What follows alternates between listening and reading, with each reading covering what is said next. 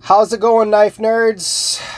So we have the brand new Ferrum Forge Archbishop 3.0 on the table for review today. I'm going to go ahead and try to give this a full review since I have owned the Archbishop 2.0, and this is more of the same. I owned the Archbishop 2.0 for approximately a little over 2 years. I bought it in 2018. And I sold it earlier this year in 2021. After some significant modification work, I will roll in a clip here real quick to show you what that Archbishop 2.0 looked like after I modded it. I did some blade refinishing on it, gave it a mirrored flats with hand rubbed satin bevels, and it was just a really epic looking knife after I refinished it, and a lot of people were in love with it. I ended up using it to fund some other grail or something and just selling it off, but I did have that for years and absolutely loved that knife. So when I saw that the new 3.0 came to market and that it was very similar to the 2.0, I went ahead and scooped one up. I'm probably going to EDC this for a while, carry it just like I did the Archbishop 2.0. I carried that knife for a very long time. I used it hard. I beat it at work, and it was all scarred up and scratched up. And then one day I just decided to refinish the whole knife. And then after I refinished it, I kind of made it a save queen because it was so cool looking. And then I sold it eventually. But that being said, we are here today with the 3.0. So on the positive side of this knife, let's talk about what it is really. So this is a collaboration with Ferrum Forge Knife Works and We Knives, produced by We in China. This one does have a 20 CV blade steel, so nice American blade steel. The steel on the 2.0 was M390, so that's one of the differences between this knife and the original, or the 2.0 that had come out in 2018. So we went to an American blade steel here now, and that's a great thing. The other differences, there are not a lot of significant differences between the 3.0 and 2.0. And so the other differences are, we've got a new show side pivot here, which is just a little teeny Ferrum Forge logo with a polished finish. I do believe it's stainless steel. And the third change is that they deleted the backspacer and instead chose to make it a two-piece construction where the backspacer is actually integrated into the two halves of the scales. And so you can see here where it just splits down the middle, and that makes for a really solid construction. So I dig this little upgrade, okay? So I don't know if you can call this an upgrade. It's pretty, it's pretty okay. I don't love it or hate it. It's just a pivot. I usually like pivots that can be, modified if at all possible in some ways, and there's no way to mod this, so, it'll always look like that. And okay, so we've got a different blade steel, we've got a different show side pivot, and we've got the backspacer delete, which made it to where there are no body screws showing on the face of the knife. And that's it. Those are the only departures from the 2.0. And we'll talk about that more in a minute. But for now, this is a 3.5 inch blade, 20 CV, and the overall length, hang on just a second here while I get my shit together. Overall length is 7.875 inches. Blade length 3.5 inch. I have not weighed this exactly, but going by the old specs from the 2.0, which I'm assuming has not changed much, 4.79 ounces. So we're nearly 5 ounces here. So this is not, it's not a light knife. I wouldn't call it heavy either. We'll call it medium weight knife. And, it's about 1/2 inch thick. The handle thickness here, So pretty average sizes and specs here for an EDC knife. Now, what makes this knife so great is not just the action, but the ergonomics and the overall design here. We have a generous full finger choil, which is comfortable. This is something that Ferrum Forged has always done so well with their finger choils. And we have great jimping here that is, you know, perfect, gives you good traction, and it works beautifully. It lands in the exact place you need it on the blade, and you can fully choke up on this knife. And yes, there is a ton of control here with that choke up position, and absolutely love it. So on the blade, we have a very plain tumbled finish here, which is sort of a, I don't know if it's bead blasted and then tumbled. And it's got some factory oil on the blade here. I have not wiped it down. Typically, when they put that factory oil on the blade here, if you take some Windex and clean the blade and get those oils off, the stonewash will pop out a little more. The oil kind of hides it, but yeah, so there's the blade finish, which is perfectly fine. The only marcation on the blade is the blade steel right there, CPM 20CV. And then we've got a tumbled, very aggressively stonewashed bronze anodizing. On my particular version, they did 3 different colors: blue, bronze, and raw titanium. I almost went with the raw because I can always anodize it later, but I'm kind of glad I went with the bronze. It will wear this finish for quite some time, and I dig the bronze. It looks good. I didn't really have any other knives that were bronze, so yeah. Now, yeah, the ergos. So obviously this is just made for your hand, no matter which position you're in. I get a full 4 fingers on here, and I do feel that pocket clip a little bit, but not uncomfortable at all. There are no hot spots on it. There is a sharp edge here, okay? Again, I've mentioned this plenty of times because it exists on so many knives, but they did not knock this edge down. I don't really feel it here, so I can't really knock it too much, but if you intentionally put your finger on that, you'll realize that that edge is very, very, very sharp. I think I actually knocked that down on my 2.0, you know, just because it's a sharp edge that I don't feel like should be there. Anyways, I don't feel it in my, you know, even when I'm fully hammer fist holding this thing and got everything all choked up, I don't feel it, so I guess you can't really call that a gripe. But man, the ergos here, just phenomenal all around. You know, you can go here and you've got thumb on jimping, or you can go here and you've got even more thumb on jimping, and reverse position is very good. Yeah, you know, your thumb has a place right there to rest. You know, if you want to do some kind of, you know, draw cuts or whatever, all of that is there. So just phenomenal ergos. Action, good detent, very well dialed in detent. We Knives is not always on point with how they dial their detents, but on this particular Archbishop 3.0, the detent is dialed in perfectly, and it was on my 2.0 as well. So we've got a flipper deployment here, and they have executed this flipper tab beautifully. It's tall enough to get plenty of traction on it, and it's just got this beautifully rounded, you know, jimping on top, and it's very comfortable. Deployment is, it just doesn't get much better than this as far as flippers go.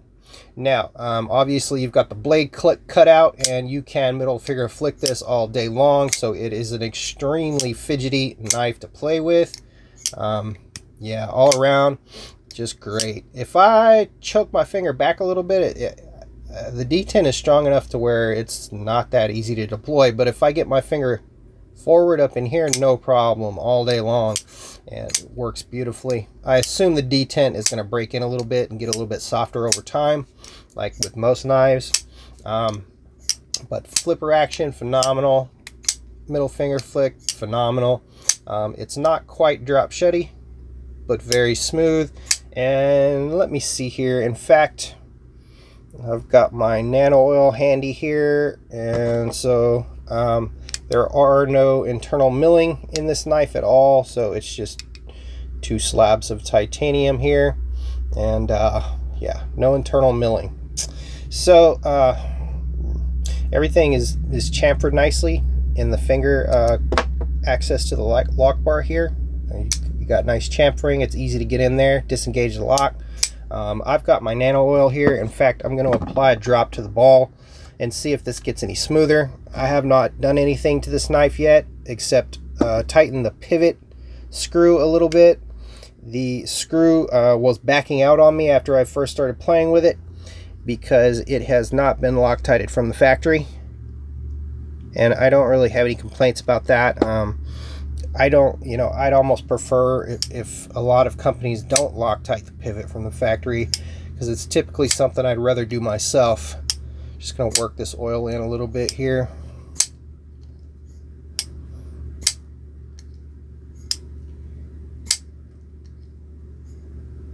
Yeah, okay.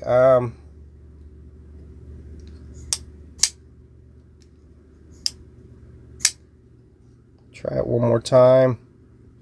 See if it gets any better. Now, when I had done the mod work on my 2.0 and I mirror polished the flats on that knife, so you can imagine anytime you've got bearings riding on a mirror surface, that's as buttery smooth as you can get. So my 2.0 was just stupid smooth, drop shutty. This one, not quite there yet, but it's gonna break in some more. It's adequately smooth, just a little bit of shake shut there, and yeah, this will accept skiff bearings. I'm going to assume that it's exactly like the 2.0, and it would take the 5mm skiffs, and so that's something I might do down the road, or I might try Gillian's in it or something. This knife is just a perfect blank slate for modifying. So you've got this plain, titanium handles here, and you can do whatever you want with it. So, and then the blade is really easy to work with too. Just a great knife for modification, in my opinion, if that's something you're into doing. Not that it doesn't stand alone on its own merits, but if mods are your thing, it doesn't really get any better than this as far as a blank slate. You've just got plain titanium, plain blade finish, and everything is easily altered. So I'm going to carry this for a while, and then just like I did with my 2.0, I'll probably do mods on it later down the road. Once it's been kind of beat up and scratched up and stuff, then I'll start to do some mods on it. Yeah, it's getting a little smoother. It will take time, of course, for that detent to break in the pathway for the detent ball and get everything smoothed out. But yes, little bit of a shake shut, just barely, not quite drop shutty yet, but it'll get there. Now, so the pocket clip, adequate. It's horribly executed right over the the lock bar relief here, and I don't know why people still do this today. Everybody knows it sucks. Stop doing that, everybody. Execute the pocket clip beyond where your lock bar relief is at, so that your pocket lip doesn't snag on that and just get hung up there, because it does happen with this knife. It's not that terrible, but it does happen. Pocket clip is the exact same pocket clip that was on the 2.0. Never was a big fan of it, but it's not horrible either. It's just kind of a plain Jane, squared off on the edges, milled titanium pocket clip. Very plain, stainless polished hardware all around. And yeah, so let's talk about, now that we know what this knife is, let's talk about what could have been. Because, there is just a whole lot of missed opportunity here for Ferrum Forge to have truly released something that would have just broke the internet, right? Like This is a great knife on its own merits. You know, perfect ergos, perfect blade size, perfect full overall length, weight is okay, and just great action. Overall, a fantastic EDC knife, right? But they had an opportunity here. They had time, you know. It's been 3 years since the Archbishop 2.0 released. And this feels like they just said, you know what, people are asking to see another Archbishop. Let's just re-release the 2.0 and alter 2 or 3 things and call it a day. That's what they did here.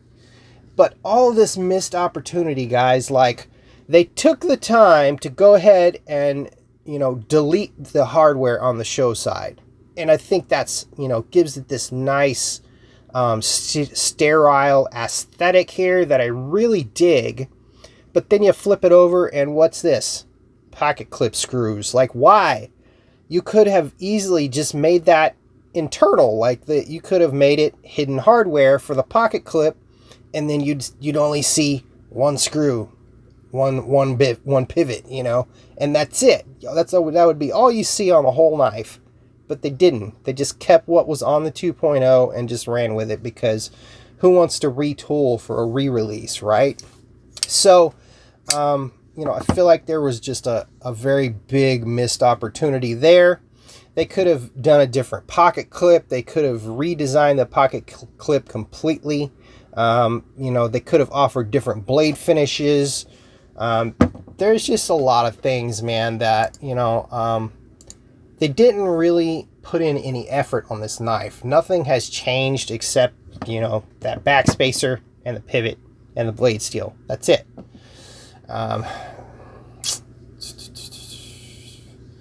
Oh, no internal milling. I mean, you know, the balance of this knife is pretty nice how it is, but, you know, how would it have felt with internal milling? We'll never know, because they didn't do it. They didn't, you know, take out any pockets inside the knife, so no weight reduction there. We're weighing it at nearly 5 ounces. And the other thing, this blade shape is so good, but like, you know, it's a flat grind. Imagine if this had been a hollow grind, guys. This is already a slicey knife.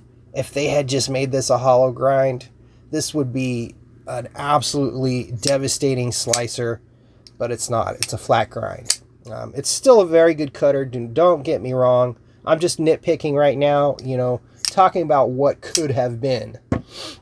They could have done, you know, a hollow ground, and people would have gone apeshit over that. A hollow ground Archbishop would have been like, oh my God, I gotta have that, right? You know, just the overall missed potential here. Not really, you know, it just feels like a half-hearted re-release attempt, and that's kind of a bummer. So I love the knife. I'm not going to gripe about that, you know, but it's like, you know, you had 3 years to think about it, and all you came up with was delete the backspacer and, you know, put the new style pivot on it, which, you know, all of their new knives have this pivot. So, you know, that didn't require any thought process, and that's it, you know. Missed opportunity. That being said, hopefully I will, you know, have a great deal of fun with this knife as I carry it and use it daily for work.